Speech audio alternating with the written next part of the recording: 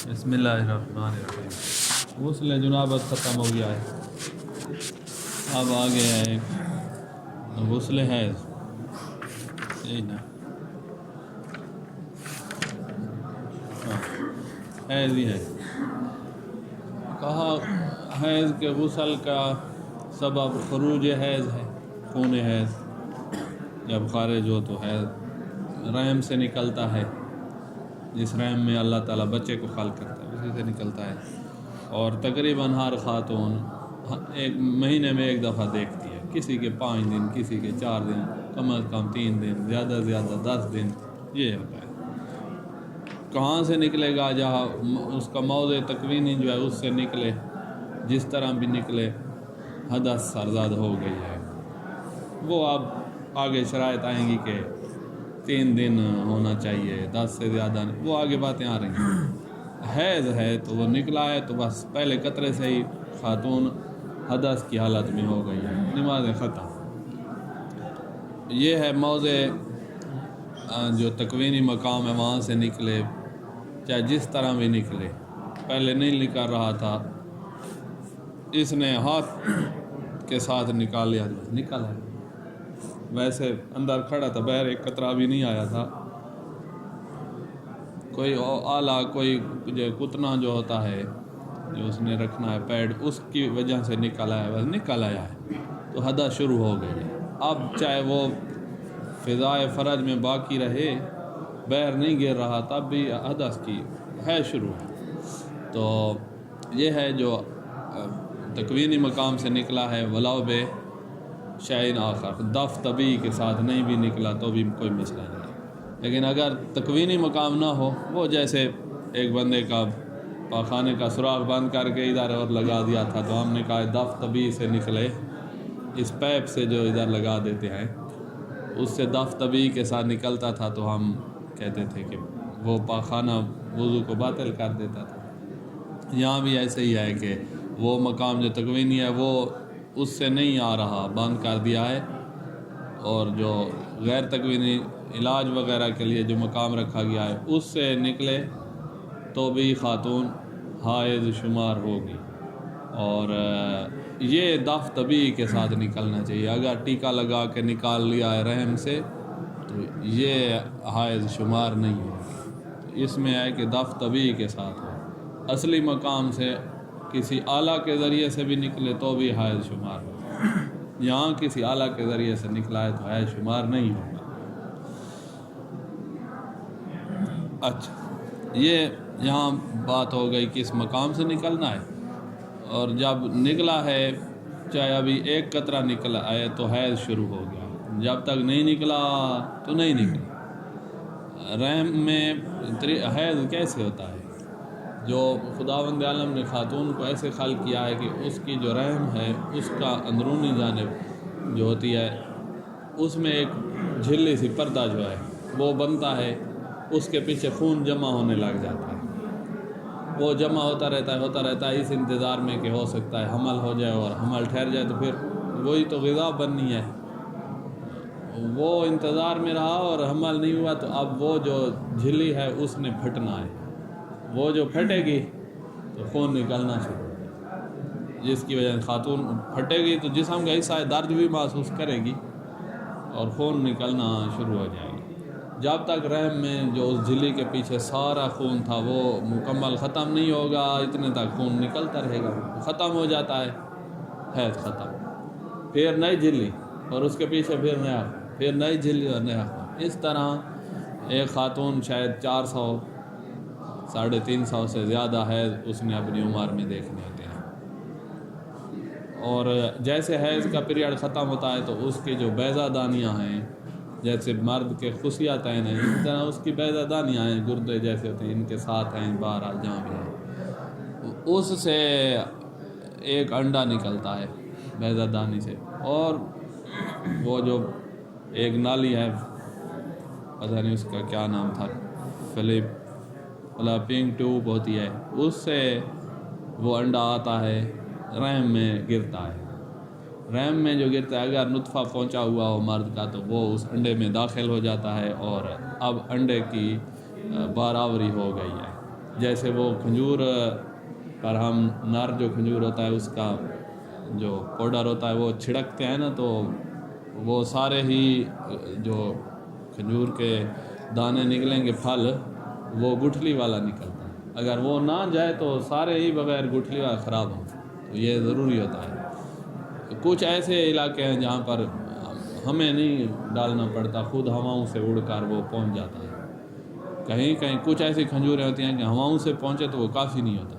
اور ڈالنا پڑتا ہے. جیسے جہاں تعبیر عرب میں یہاں سے وہاں گئی ہے ہمارے یہاں، تو وہ بچہ کا پہلا خلیہ اب اسی سے بننا ہے. جو ادھر نطفہ گیا اور ادھر سے انڈا آیا ہے، وہ نطفہ اپنی دم کو حرکت دیتا ہے تو وہ آگے ہی کوئی جاتا ہے جس طرف انڈا ہوتا ہے. انزال تو مرد کو ہو گیا ہے جماع میں، وہ ابتدا میں، آگے اس نے سفر کرنا ہے تو اس کی دم جو ہے وہ ہلاتا ہے اور آگے حرکت کرتا ہے. جیسے آپ کبھی بارش کے بعد ایسے پانی ٹھہرا ہوا ہوتا ہے تو اس میں دیکھیں گے کہ مینڈکوں کے بچے چھوٹے چھوٹے، ان کی دم بھی ہوتی ہے اور وہ حرکت کر رہے ہوتے ہیں، یا مچھلی کے بچے بھی ایسے ہوتے ہیں. تو وہ آگے کیا، اس نے رب العالمین نے نطفے کے منہ میں ایک ایسا سپرے یا ایسا مواد رکھا ہے کہ وہ جا کر اس انڈا جو ہے اس کے اوپر وہ لگائے گا. جیسے لگائے گا راستہ بن جائے گا. ویسے اس میں نہیں گھس سکتا، وہ مادہ نہ ہو تو کبھی بھی اولاد نہ ہو. جو اس کے منہ میں ہے وہ نہ ہو، کسی کی بھی اولاد نہیں ہو سکتی. تو وہ لگائے گا، وہاں سوراخ ہوگا انڈے میں، وہ گھس جائے گا. پھر ایک اور اس کے پاس ہوتا ہے، وہ والا لگا دے گا تو بس اب بیر والے نطفے جو ہیں وہ جتنا بھی اس پر وہ بیر والا مادہ لگاتے رہیں ان کے لیے راستہ نہیں کھلے گا. اگر کھل جائے نا، 10 داخل ہو جائیں تو 10 بچے ہوں گے، 20 داخل ہو جائیں تو 20. ایک انزال میں تقریباً 20 کروڑ نطفہ جاتا ہے، یا 2 کروڑ تھا یا 2 کروڑ بھی ہو، بہت ساری مقدار ہے. اتنے نطفے گئے اور ان میں سے 20 داخل ہو گئے تو 20 بچے ہوں گے. تو لہذا وہ ایک ہی ٹائم میں دو نے، ایک نے ادھر سے ایک نے ادھر سے، 2 نے یا 3 نے، وہ باہر والا ابھی تک کوئی داخل نہیں ہوا تھا، تینوں نے باہر والا مواد لگایا ہے، 3 سوراخ ہو گئے تو وہ تینوں داخل ہو گئے نا، تو 3 بچے ہوں گے. ایک ہی حالت میں جب داخل ہوتے ہیں 2 بچے جن کے جڑواں ہوتے ہیں تو وہ 2 نطفے اکٹھے ایک ہی وقت میں داخل ہوتے ہیں. جب اندر وہ گیا اور پھر بند ہوتا ہے، پھر کسی سے بھی نہیں کھولتا. اب یہ پہلا خلیہ بنے گا. 2 داخل ہوئے ہیں تو 2 خلیے بنیں گے، اور ہر خلیے وہ 2 بچے بنیں گے. ایک خلیے کو پھر خلیہ میں ایسا نظام ہے کہ اس میں استنساخ کا نظام ہے، بغیر فوٹو سٹیٹ والی مشین کے استنساخ شروع ہو جاتے ہیں. جیسا خلیہ اسی طرح کا وہ اپنے آپ سے ایک اور بنائے گا. وہ اب 2 ہو گئے ہیں، پھر وہ دونوں اپنے آپ سے اور 2 بنا لیتے ہیں، 4 ہو جاتے ہیں، پھر ان 4 سے 8 ہو جاتے ہیں. یہ ہم سائنس کی زبان میں کہنے کہ اپنے آپ سے بنا لیتے ہیں، ان کو کیا پتہ کہ کیا ہے. تو 8 سے 16 ہو گئے، 16 سے 32 ہو گئے، اور ایسے بڑھتا جاتا ہے. اور چند دنوں میں کروڑوں بن جائیں گے اور انسان کی بنیاد بن جائے گی. اور پھر انہی خلیات میں ڈی این اے جو ہے اس میں ساری معلومات رکھی ہوئی ہیں کہ یہ ہڈی کس طرح بنانی ہے، ناخن اس کا کس طرح بنانا ہے، آنکھ اس کی کس طرح ہو، آنکھ کا رنگ کس طرح ہو، کان کیسے ہوں گے، بڑے ہوں گے چھوٹے ہوں گے. وہ معلومات کہاں سے آئی ہیں؟ اس نطفے اور میں والد کی طرف سے معلومات گئی ہیں. ایگ میں والدہ کیا ہے، تو بچہ جو بنے گا وہ دونوں کے مشابہ ہوگا. اس کو دیکھو، اس کی ماں کو دیکھو تو لگے گا آپ کو کہ یہ اس پر گیا، اور اس کو دیکھو اور اس کے باپ کو دیکھو تو آپ کو لگے گا باپ پر بھی گیا ہے. تو یہ معلومات اس میں ایسی ہوتی ہیں ڈی این اے میں. اتنی عظیم معلومات کہ اگر لائبریری بنائی جائے اور ساری کتابیں بنائی جائیں تو پورا شہر شاید بن جائے. وہ ساری اس میں ہیں. اور ایک اور چیز ہوتی ہے آر این اے، جو اس ڈی این اے کی معلومات کو پڑھتا ہے اور آگے بناتا ہے سائز ہر چیز کے سیٹ کرنا، بازو کتنے ہوں گے، ہڈی موٹی ہے پتلی سلکی رکھنی ہے. یہ ایک نظام ہے. رگوں کا جال کیسے بچھانا ہے، دل اس کا کیسے ہونا چاہیے، گردے کیسے ہوں گے، کلیجہ کیسے ہوگا، سب کچھ اس میں سیٹ کر، دماغ سب کچھ. وہ آگے سب کچھ ہوتا ہے. پھر ایک عرصے بعد تو اگر حمل ہو جائے تو تقریباً حیض رک جاتا ہے، ورنہ یہ ضروری نہیں ہے کہ رک جائے. کوئی خواتین کو حمل کے پہلے مہینے میں، دوسرے مہینے میں، تیسرے چوتھے مہینے تک بھی حیض آ سکتا ہے. حمل بھی ظاہر ہو گیا، حیض بھی آ گیا، تو یہ ہو سکتا ہے، یہ ضروری نہیں ہے کہ رک جائے، لیکن اغلب ایسے نہیں، شاذ و نادر خواتین کا ہو۔ اچھا، تو حیض کا پہلا قطرہ جیسے آئے گا، حدث شروع ہو گئی، ہم حدث میں تھے، سبب المقصد الثانی غسل الحیض فی فصول الفصل والحدث الحیض سبب خروج دم الحیض، دم حیض خارج ہوگا تو حدث حیض حاصل ہو جائے گی، اس کا سبب ہی یہی ہے۔ الذی یجتمع فی الرحم، وہ خون جو رحم میں جمع ہوتا ہے، وتراء المرأة فی کل شہر مرۃ فی الغالب، غالباً ہر مہینے میں ایک دفعہ آ جاتا ہے۔ کچھ خواتین ہوتی ہیں جن کو ہو سکتا ہے لمبا عرصہ صاف رہیں اور 2 مہینے بعد حیض ہے، 3 مہینے، تو وہ علاج کروا رہی ہوتی ہیں۔ حیض کا رک جانا یہ چیز جو ہے وہ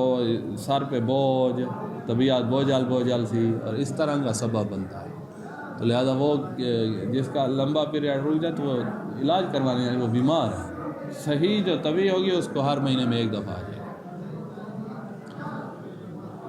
اچھا، وہ جو مادہ بڑھ جاتا ہے خواتین میں، جو آج کل اس میں رکھا جاتا ہے، یہ جو مانع حمل گولیاں اس میں رکھ دیں، یہ کھاتی رہے گی تو حیض آئے گا ہی نہیں۔ ایک وہ شريط کھا گئی ہے، 2 کھا گئی ہے، 3 کھا گئی ہے، 4 کھا جائے، کھاتے روزانہ ایک کھا تو اسٹروجین ہوتی ہے یا کوئی چیز تھی، وہ جسم میں زیادہ ہو جائے تو یہ مسئلہ بن جاتا ہے۔ مرد کو حیض نہیں آتا، مرد میں وہ بہت زیادہ ہے، اس میں مرد میں وہ خواتین والی صورتیں ہو نہیں، خصیتین شاید بناتے ہیں وہ چیز یا جو بھی ہے، تو لہٰذا جس کے خصیتین کا مسئلہ ہوگا صحیح نہیں ہوں گے، اس کی مثلا داڑھی نہیں ہوگی، مونچھیں نہیں آئیں گی، عورتوں جیسا منہ ہوگا اس کا، اور بال وہ مردوں والی صورتحال بننا اس کے لیے مشکل ہو جاتا ہے اگر خصیتین خراب ہو تو۔ یہ ایک رب العالمین نے کہاں نظام رکھ دیا ہے، ہمیں مرد خصیہ بنا رہا ہے، وہ خراب تو سب کچھ خراب۔ ہاں، وہ غدودیں جو ہیں خصیہ میں غدودیں ہیں جو یہ والی اپنا ہارمون چھوڑتی ہیں، اور انسان کی داڑھی اور مونچھیں اور یہ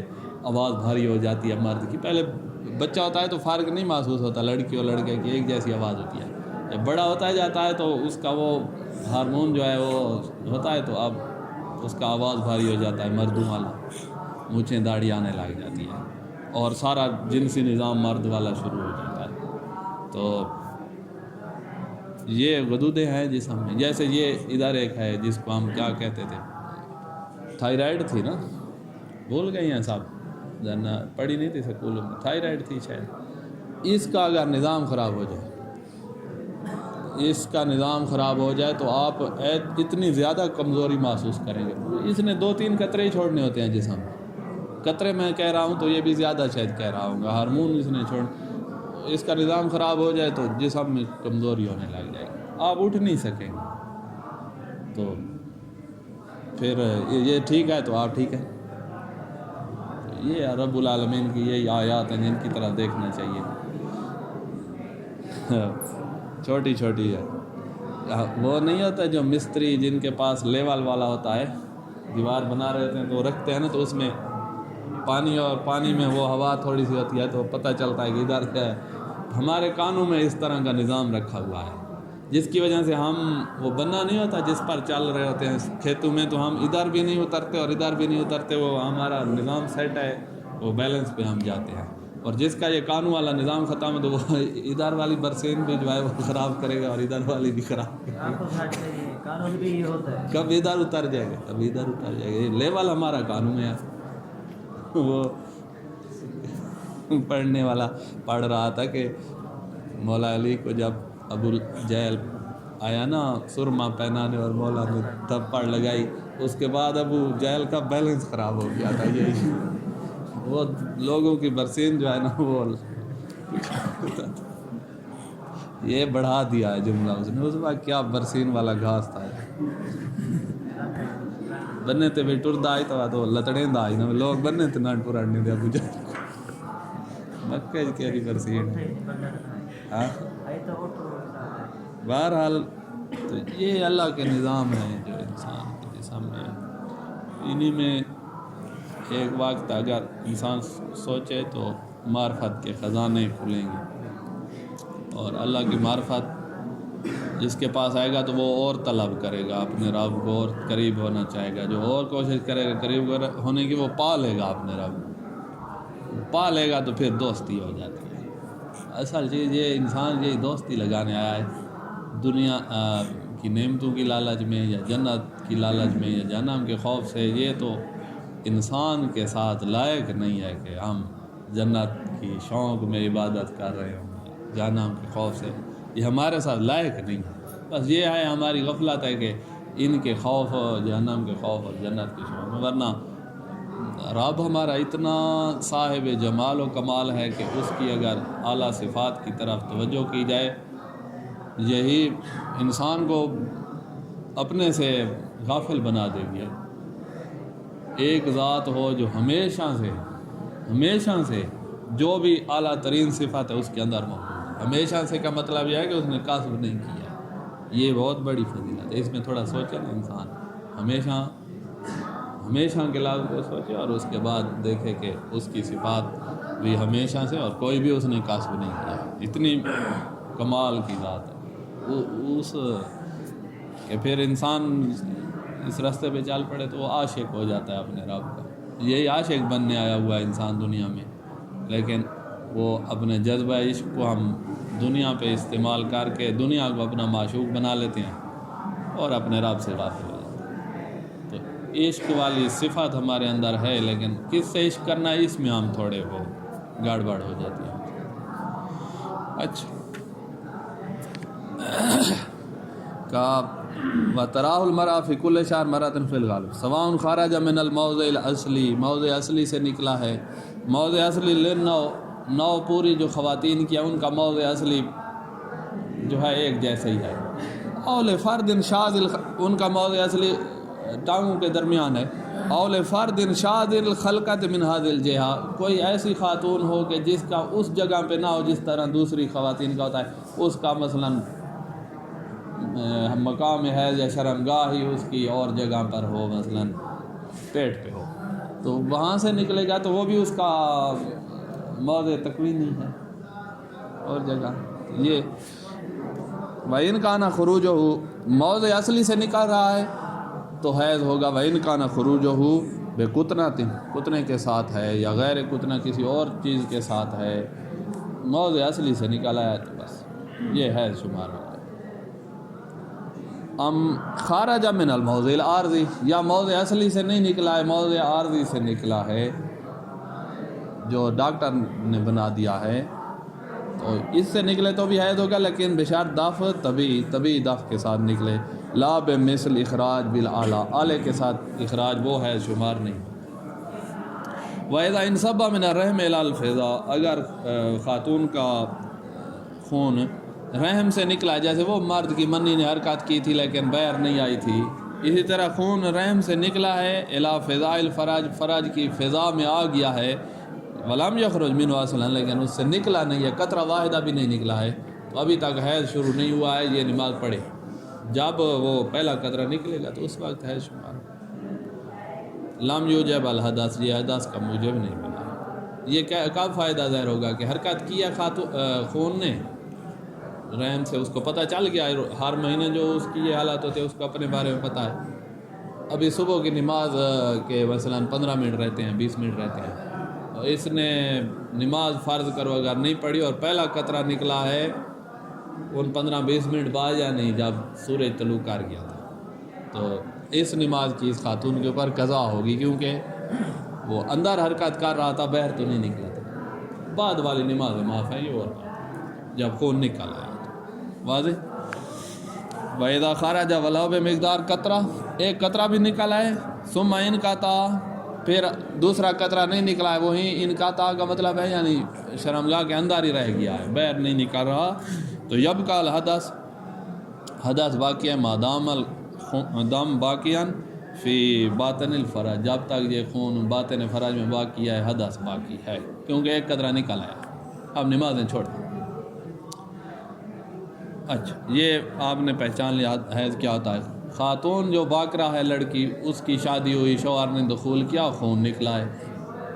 اس کو اشتباہ ہے کہ یہ بکارت والا ہے۔ یہ جو بکارت والا ہوتا تو ایک دو قطرہ اور ختم، یہ جو نکلتا جا رہا ہے اور نکلتا جا رہا ہے یہ زخم والا ہے، وہی بکارت کے زخم والا ہے، یا کہیں حیض تو شروع نہیں ہو گیا ہے، تو کہا اس پر اختبار واجب ہے تاکہ نمازوں کے بارے میں یہ اپنا وظیفہ معین کرے۔ اگر حیض ہے تو نماز نہیں پڑھ سکتی، پڑھنا ہی جائز نہیں ہے، اور اگر حیض نہیں ہے وہی بکارت زخم والا خون ہے تو پھر تو پڑھنی ہے نمازیں۔ یہ کیا کرے؟ کا اختبار کرے، کتنا داخل کرے گی شرمگاہ میں۔ اگر اس کتنے پر دائرے کی شکل میں خون لگے گا تو وہ زخم والا ہی ہے، کیونکہ زخم ہوتا ہی دائرے کی شکل میں ہوگا خاتون کا جب پردہ بکارہ ظاہر ہو۔ اور اگر دائرے کی شکل میں نہیں ہے، سارا کتنا ہی بھر گیا، تو یعنی پیچھے سے خون آ رہا ہے رحم سے، اور وہ جو ہے حیض والا شمار، تو یہ اختبار اس نے کرنا ہے۔ اگر اختبار نہیں کیا تو یہ جو اس نے نماز پڑھی ہے، صبح کی نماز پڑھ دی، خون آ رہا تھا، اختبار نہیں کیا، ہم کہیں گے کہ یہ والی نماز اگر حکم شرعی سے پڑھی ہے تو اختبار کے بغیر حکم شرعی بنا کر پڑھی ہے تو بدعت بننے کا خطرہ اوپر سے، کیونکہ حائض نے تو نمازیں نہیں پڑھنی نا، تو لہذا امر شرعی اس کے اختبار کے بعد اس پر منجز ہوگا کہ پہلے چیک کرے، اگر حیض نہیں ہے تو پھر پڑھے، اگر حیض ہے تو پھر نہیں پڑھنی، پڑھنا ہی جائز نہیں ہے، تو یہ اختبار اس پر واجب ہے۔ اذا افتضت البکر، بیکر باکرہ لڑکی جو ہے اس کا پردہ بکارہ جو ہے وہ پھٹا ہے، فسال دامن، اور خون بہنے لگا، وشک فی انہ من دم الحیض او من دم البکارہ او منہما، یہ حیض ہے، بکارت ہے، یا دونوں ہیں، دونوں ہوں تب بھی حیض تو ہے نا،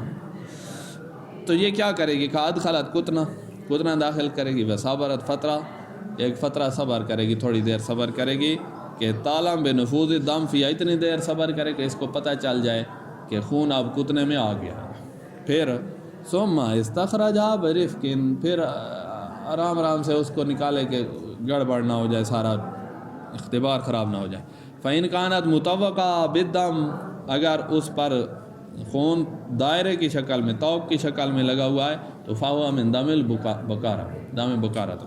وإن كانت مستنقع، اگر بھرا ہوا ہے خون سے، دائرے کی شکل میں نہیں ہے، اکٹھا لگا ہوا ہے، دھبا لگا ہوا ہے، تو فهو من دم الحیض۔ هذا الاختبار واجب وجوبا طریقیاً، یہ اختبار واجب ہے، جیسے یہ اختبار کیوں واجب کا وجوب طریقی ہے کہ یہ اس کے ذریعے سے کشف ہوگا کہ آپ یہ خاتون حیض کی حالت میں ہے یا نہیں، تو یہ طریق ہے، کاشف ہے، طریق بمانا کاشف، کشف کرنے والا،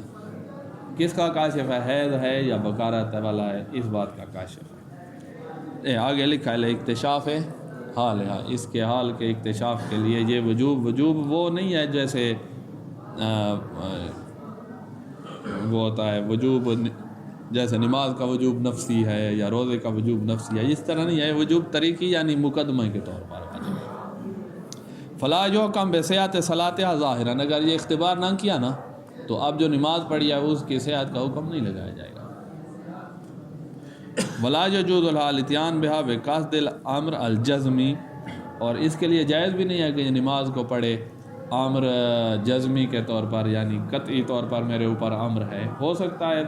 نہ ہو امر، تم حیض کی حالت میں تو اختبار کر لو، الا مال اختبار، یہ جزمی بات اس وقت کرے گی جب اختبار کر لے گی اور دیکھے گی کہ یہ بکارت والا ہے، حیض والا نہیں ہے، اب نماز پڑھے گی امر جزمی کے ساتھ۔ جازم معنی اطمینان، یقینی امر۔ اختبار اگر نہ ہو سکتا ہو تو پھر